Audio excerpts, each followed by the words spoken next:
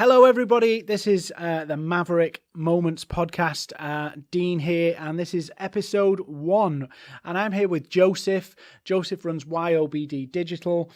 And oddly enough, we planned all this through LinkedIn, and Joseph's in the same city as me. So we're going to do this live. It's a bit improvised, and it's a bit kind of, we wired this up to do it over the internet. We're now doing it in person. So if it's a little bit quiet, a bit squiffy, bear with us, but Joseph's a great guy, and we're going to have a chat now. So, Joseph, welcome.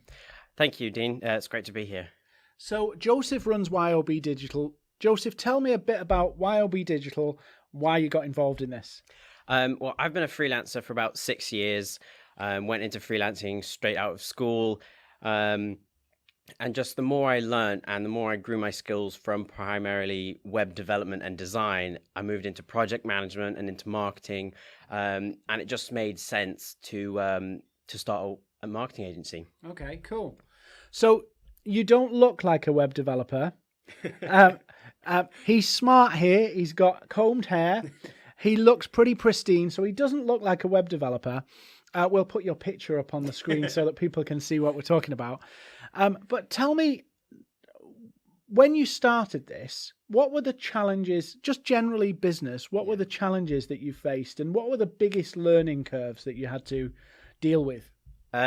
Well, I left school when I was 16 to start working as a freelancer. I enjoyed school as much as anyone can, but I was really eager to get into working. And so I left with no real business knowledge. And I went, and so that learning how freelancing worked, learning how you found clients, learning how you talk to clients, all of that I had to learn as I went. And I learned pretty much every lesson the hard way.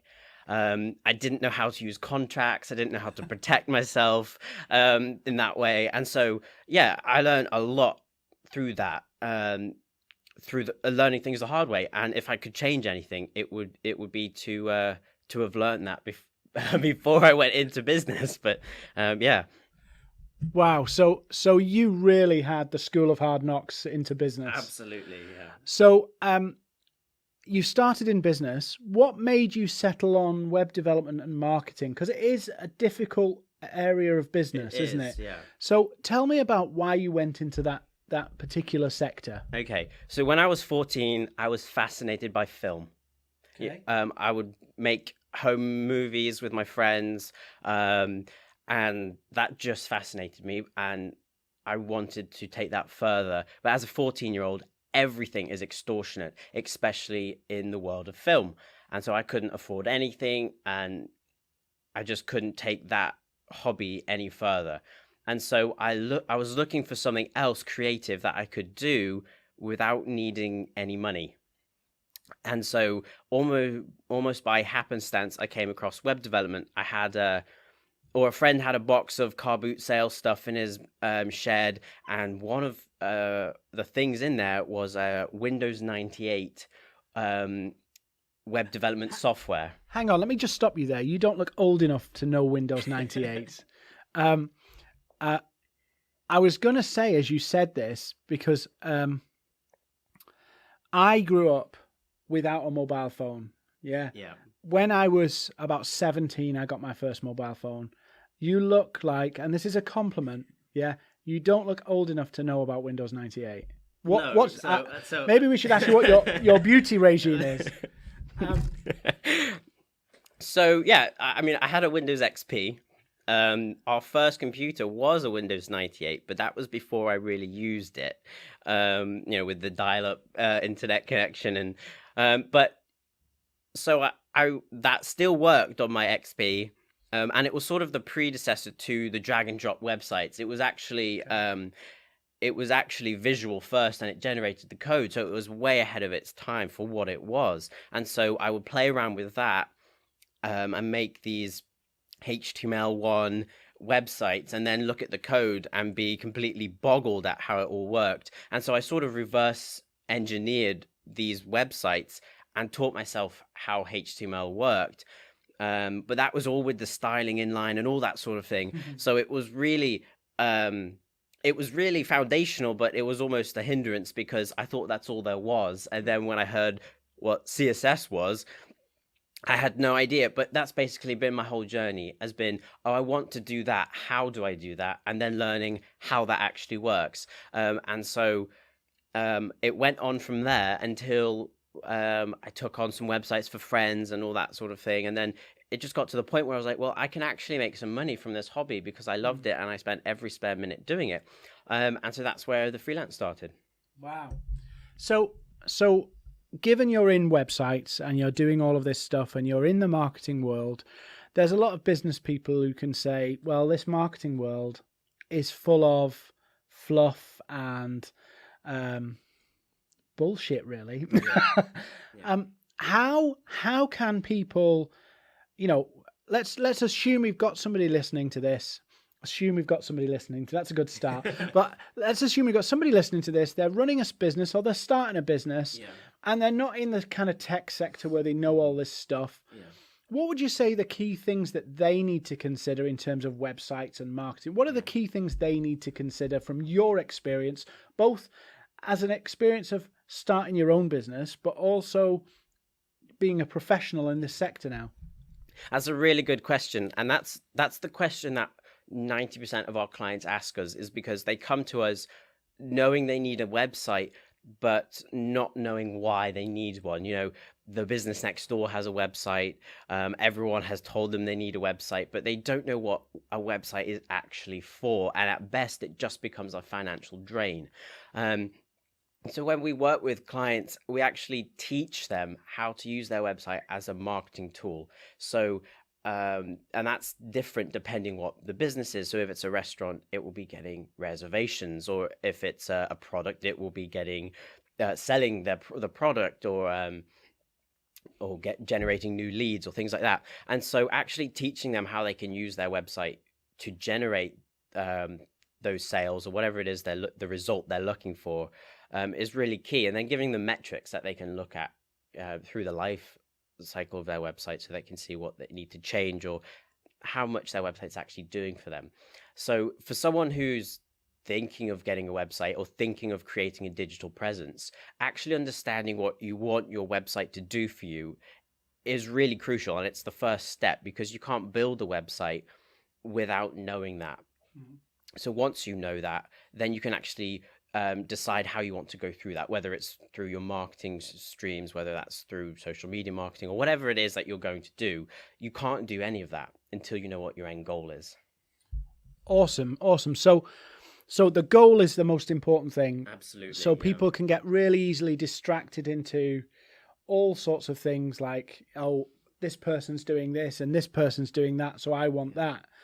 But if they don't have the goal in mind, they could waste a lot of money. Absolutely, yeah, and a lot of time. And unfortunately, we've worked with a lot of clients who have they've gone with someone without realizing what they need, and it's just gone really badly for them.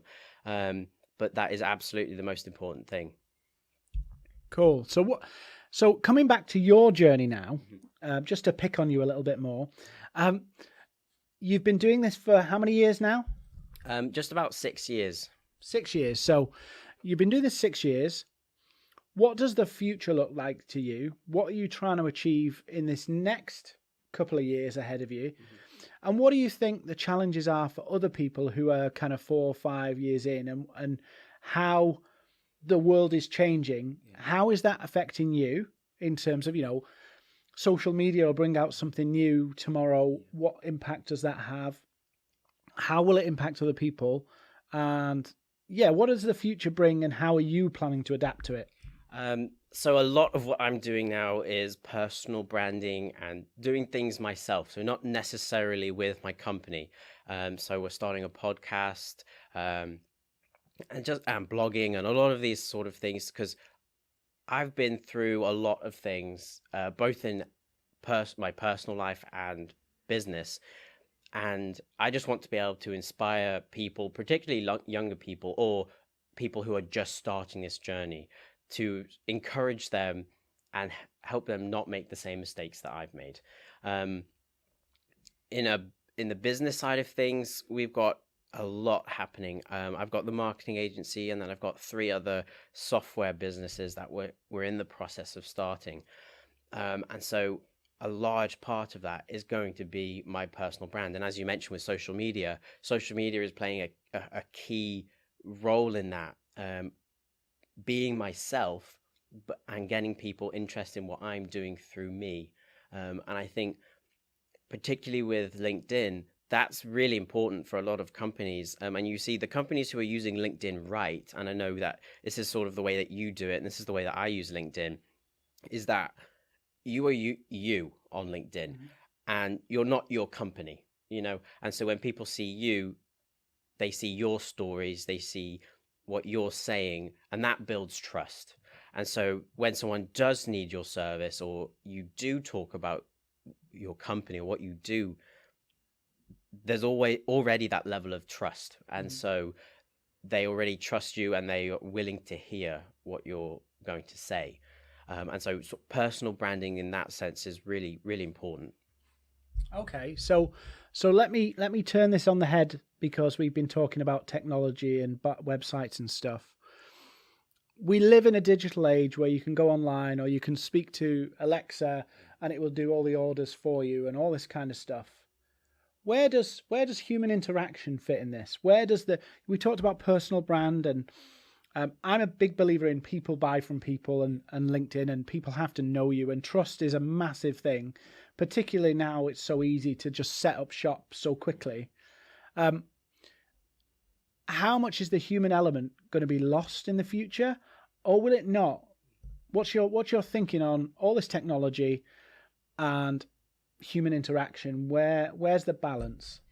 That's a really good question. And that's another reason why I wanted to move from a freelancer into actually running my own company. And that's because as a freelancer, pretty much all of my clients were in a different country. America and Australia were the big ones, and they're thousands of miles away, and there's no personal interaction. And now that I've started a marketing agency, nearly all of our clients are local, or at least in the UK, and that just brings so much more of a personal aspect to it, especially when you meet someone in person and you connect with them on that personal level. I think the companies that are going to do it right, they are going to keep that personal touch there, whether that's through the way that they use social media or actually people interacting with each other. But without that personal touch, I really think that brands are going to suffer, because at the end of the day, people are never going to stop being people. Mm-hmm. And so they're always going to want to be treated as such. And for me, like, I don't like it when I'm sold something. I like it when it feels like a conversation. It solves a problem that I have. And you can't do that without a personal touch. Mm-hmm. So, feeling like a conversation. Just so you know, this is completely unscripted, and Joseph doesn't know what I'm going to say next, and I like it that way. I do the videos like that, and I do it because people do get to see who you are and what you're about. So I'm going to ask you a question now, and where do you think you as a person in your business can add the most value to another business? What are the things that you can do that you feel can really add value to where somebody's going and where they're building their business? So the key part of our marketing agency and the other software products that we're developing, it's about a very personal touch, as in coming alongside somebody. So I spent a brief period last year working for another company, and that was more out of necessity than anything else. But their work ethic was not personal. They were not interested in helping their clients. They were more interested in managing them and just doing the job. And after the job's done, minimal interaction. We take the opposite approach. When we work with somebody, we want to become a partner with them. And so after we've built their brand, after we've set up their marketing, we do either monthly or quarterly strategy meetings, and these are very high level sort of meetings where we look at every aspect of their business and their digital presence and just see how we can improve that. But we do things like we do business lunches where we'll take clients out for lunch on us, and just personal interactions like that. And so we really try to become a business partner with the companies and the individuals that we work with, and actually showing an interest in the clients. And it's all about that personal relationship, and that's what our company is about being personal, no matter the size of the project. Okay, so you're probably a bit like me then. So just where we're sat here, there you can see some whiteboards, and what we do, and you may do something similar. So our clients' goals are our goals. So in the past, in my working world, I've done exactly what you said about managing clients rather than, and it sounds like semantics, doesn't it? But there is a fundamental difference between managing a client and almost delivering for a client. They're two different things. And I've been guilty of managing a client where you do what you need to do to get through the day. So what we did, and you give me your feedback on this, is we wrote the client goals. So there's one whiteboard over there and there's one whiteboard over there. And we literally write down the sales and new business goals for the client. And each day we're looking at it going, have we delivered today? And it may not be the slickest of systems, but visually we can see, are we doing what we're setting out to do? Do you do something similar? We do. When we start working with a client, that's the first thing that we ask them to do. We have a piece of paper with 2 columns, and the first column is, what is your end goal? So whether it's the project goal or the business goal. So what are you hoping to achieve through working together, or what's the end goal for your business? And then in the second column, they write, what is your biggest challenge to achieving that goal? And so once we've got those 2 things, then we go away and we create solutions to solve those problems. And in solving those problems, we help our clients achieve the goals that they've set. Awesome. So I'm going to give you a couple of, a little bit of time just to do a shameless plug. Okay. So just tell people about what you do, who you want to talk to, and how you can help, and how best to find you. So you're on LinkedIn, so that they can reach out to you and say, hey, I've heard you, I'm interested. Just do your little shameless plug. Okay, brilliant. So as you've heard, we are a marketing agency and we primarily do brand design and development. And so if you're looking for a website or a complete brand overhaul, we are the ones to help you with that, and helping you achieve your business goals. So we've worked with a whole range of clients and client sizes and individuals. Our largest client is THX, which is one of George Lucas's companies, right down to working with individuals who have a side hustle and they just need a digital presence. And as you've heard, we are really big on the personal aspect of your business. And so for me, my business is my lifestyle, it's my lifeline, and we treat every one of our clients in the same way, that we want to help them achieve, because when our clients win, we win. So you can find me on LinkedIn at Joseph VanTine. There's only one of me on LinkedIn. And then you can follow me on Instagram or Twitter at YOBD Digi, or our website is YOBD.digital. So you heard it there. There's only one Joseph VanTine on LinkedIn. Joseph, it's been awesome having a chat. I think you fared well with no script. But yeah, if you're looking to grow your business and you want somebody to talk to, Joseph is your man. I think he's been on an extraordinary journey. He's learned all the lessons, and if you're starting up and you need a business, you need some help with your business, you need to market it, you need to promote it, you really do need somebody who's been where you've been. So Joseph is your man. Joseph, thank you so much for coming down. Thank you for sharing and being honest. Thank you for tolerating my lack of script. No, it's been great. Thank you for having me. Guys, thanks for this first one. We've had a few technical hitches, but it's been awesome, and I hope you found some value, and we'll see you really, really soon.